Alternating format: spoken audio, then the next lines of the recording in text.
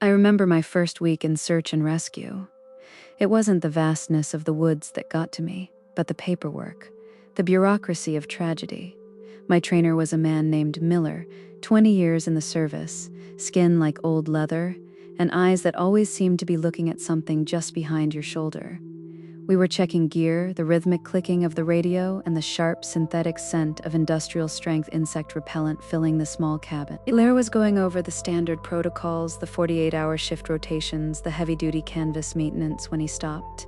He picked up a recovered jacket, still smelling faintly of iron and old blood, and looked at me. He didn't raise his voice. He just told me about the people who vanish between two trees while their friends are looking right at them, and then he gave me the first rule. If you find a staircase, he said, his voice dropping an octave, it doesn't matter if it's marble, wood, or carpet. You do not go near it. You don't radio it in, you just turn around and walk the other way. I laughed, thinking it was some kind of hazing ritual. Miller didn't smile. He just said, because if you climb it, you aren't coming back to the same woods you left. 2 years later, we were 6 miles into the Gifford Pinchot National Forest, tracking a hiker who'd gone missing in broad daylight. The air was heavy, smelling of damp earth and pine, but then everything changed. It's called the Oz effect. 1 second, you hear the wind and the insects. The next, it's like someone hit a global mute button. The silence was physical, a crushing pressure in the inner ear like being at the bottom of a deep pool. I could hear my own heart thudding, even the wet sound of my own blinking. We passed a lightning-scarred oak tree for the 3rd time in 20 minutes. Despite my compass insisting we were walking in a perfectly straight line, Miller stopped. He didn't look for tracks. He put his hand on his holster and stared at a thin spot in the air ahead where the light looked bruised and purple. The faint smell of burnt hair wafted through the dead air. I realized then that I couldn't hear my own footsteps anymore. The forest was still there, but the life had been sucked out of it, leaving only a clinical, terrifying emptiness that felt like it was waiting for us to make a mistake.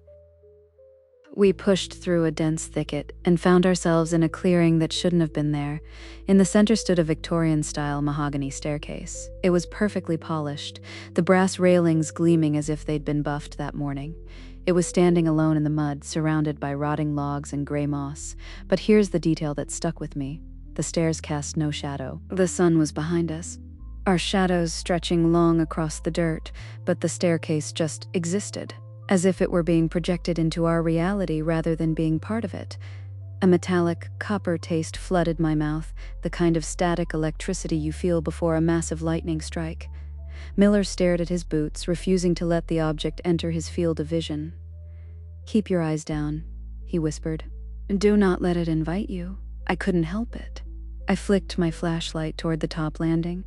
The beam hit the wood and then just disappeared, swallowed by whatever sat on that final step.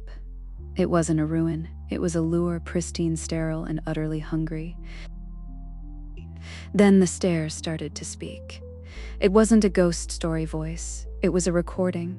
I heard my sister's voice coming from the top step. She was repeating a joke we'd shared when we were 8 years old, but the cadence was wrong, robotic, like a machine trying to figure out where the laughter went. I felt my center of gravity shift. My bones felt magnetic, pulling me toward the first step.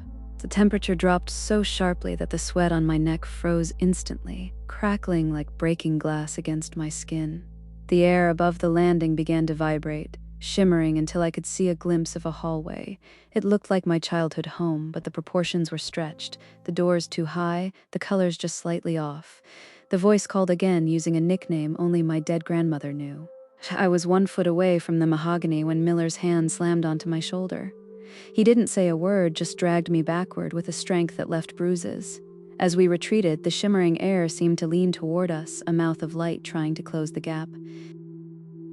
We found the hiker 3 days later, miles from where he should have been. He was in a place he couldn't have physically reached without climbing gear, but his body was different. He'd been folded, not broken, but fitted into a space with physics we don't understand. He was catatonic, his eyes wide and fixed on the sky. His fingers were constantly moving, rhythmically climbing the air in front of him. He kept whispering the same thing over and over. The top step is just the beginning of the mouth.